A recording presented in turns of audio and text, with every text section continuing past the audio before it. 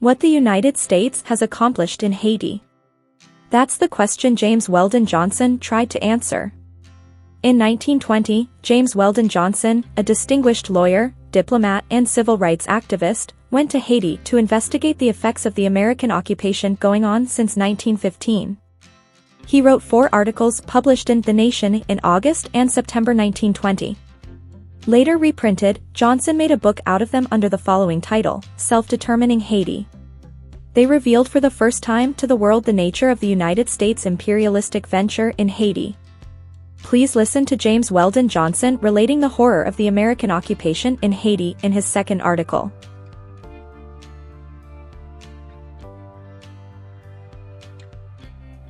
Article 2, What the United States has accomplished.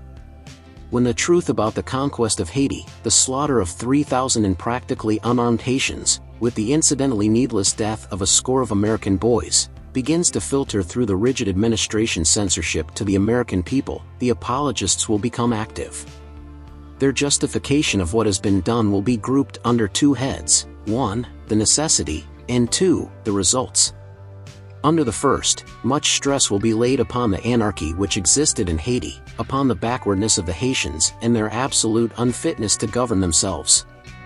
The pretext which caused the intervention was taken up in the first article of this series. The characteristics, alleged and real, of the Haitian people will be taken up in a subsequent article. Now as to results, the apologists will attempt to show that material improvements in Haiti justify American intervention. Let us see what they are. Diligent inquiry reveals just 3, the building of the road from Port-au-Prince to Cape Haitian, the enforcement of certain sanitary regulations in the larger cities, and the improvement of the public hospital at Port-au-Prince. The enforcement of certain sanitary regulations is not so important as it may sound, for even under exclusive native rule, Haiti has been a remarkably healthy country and had never suffered from such epidemics as used to sweep Cuba and the Panama Canal region. The regulations, moreover, were of a purely minor character, the sort that might be issued by a board of health in any American city or town, and were in no wise fundamental, because there was no need. The same applies to the improvement of the hospital, long before the American occupation, an effectively conducted institution but which, it is only fair to say, benefited considerably by the regulations and more up-to-date methods of American army surgeons, the best in the world. Neither of these accomplishments, however, creditable as they are, can well be put forward as a justification for military domination.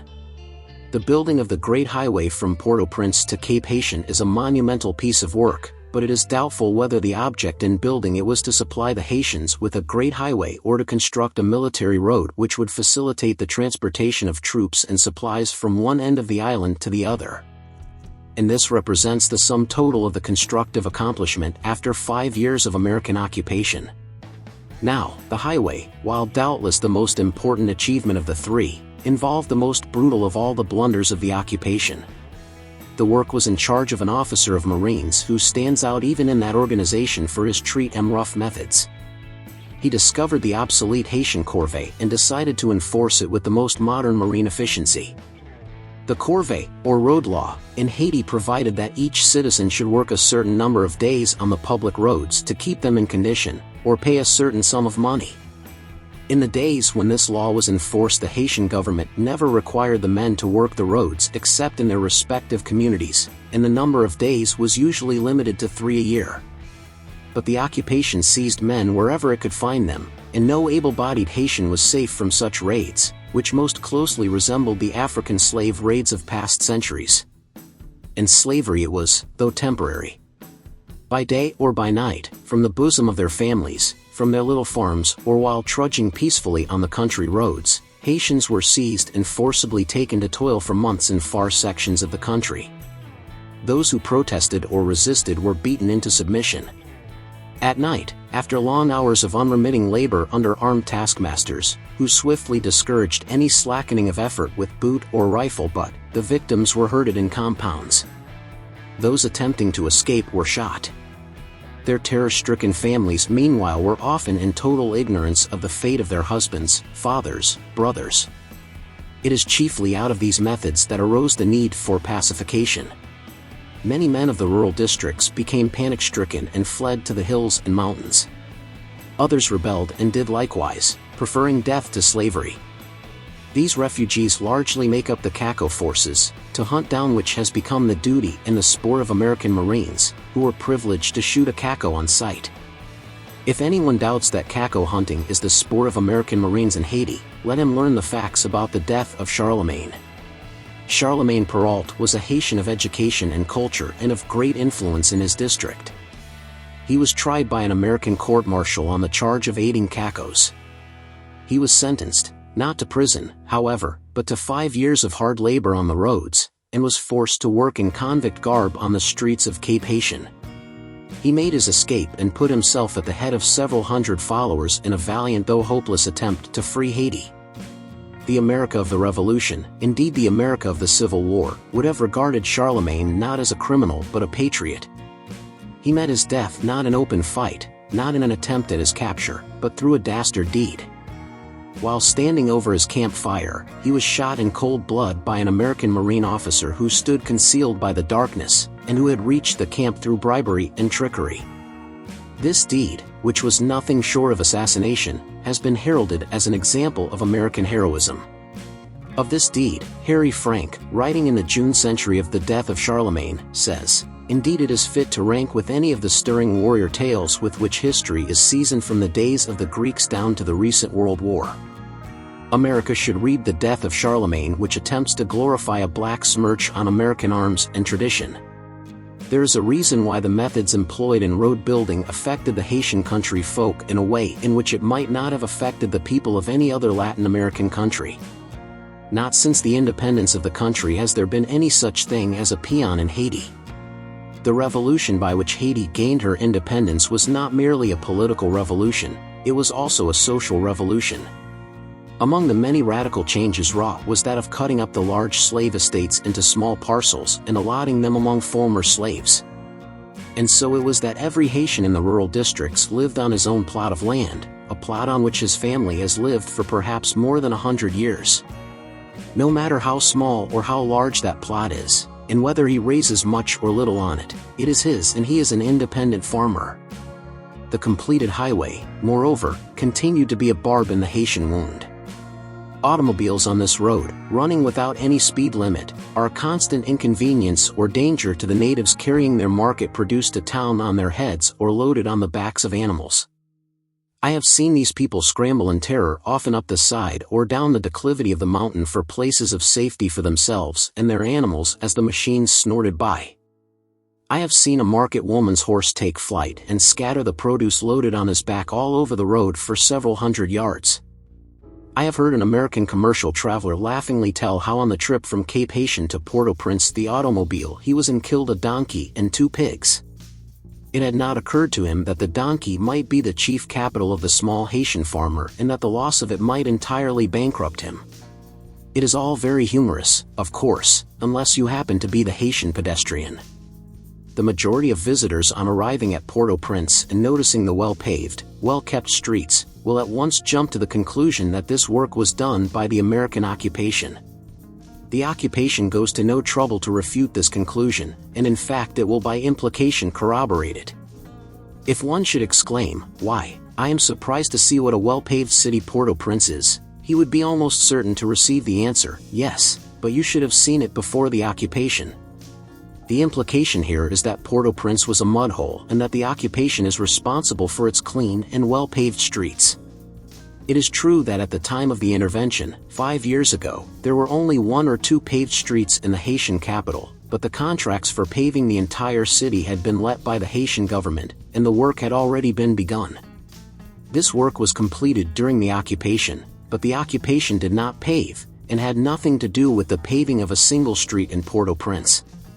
One accomplishment I did expect to find, that the American occupation, in its 5 years of absolute rule, had developed and improved the Haitian system of public education. The United States has made some efforts in this direction in other countries where it has taken control.